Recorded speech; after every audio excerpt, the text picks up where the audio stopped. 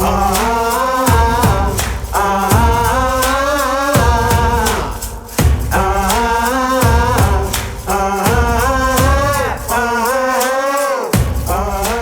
isn't merely a conference, it is a movement. Bringing the Synergize mindset back to your organizations will require action. Champion collaboration across functions, dismantle outdated silos, and empower your teams. We leave not merely as individuals, but as a community ready to build a dynamic, prosperous future through synergy. Let's carry the spirit forward together and make incredible strides together.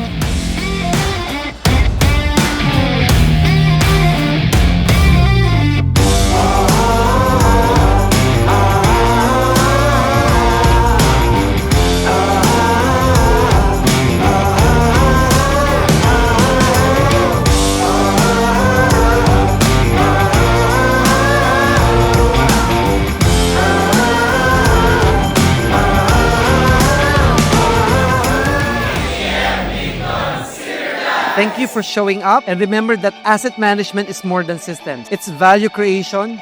The leadership isn't about control, it's about purpose, and that even through storms, literally and metaphorically, we can all move forward together. Thank you so much. Welcome to APM LEAD 2025 at mabuhay tayong lahat.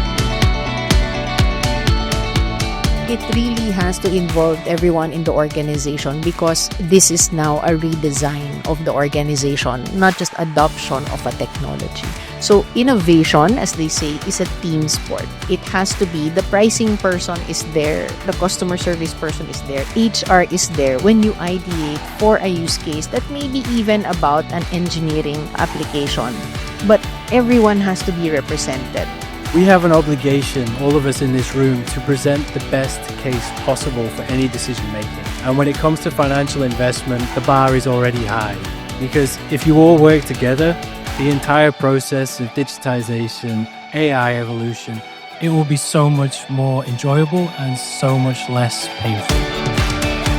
What brought you here will not bring you there. There has to be a deliberate intention of intensifying it day in, day out. As leaders, you should push that one to the extra mile, stretch yourself. Again, grounded with collaboration. You can't do it alone, but somehow with people around you, you can do things that you have never expected to actually accomplish. This is about asset management. It's no longer just about cost and availability or compliance. It's about resilience, it's about transition, and it's about proactive planning.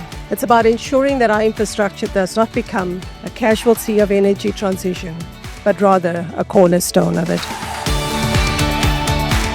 Being part of a forum like this, I think, is very important for us as a technology and solution provider because it helps us grow and increase the value that we provide to our customers. To synergize with the right reason, you will find completeness in your executions, in whatever you pursue in the workplace, in the business, or even in relationship.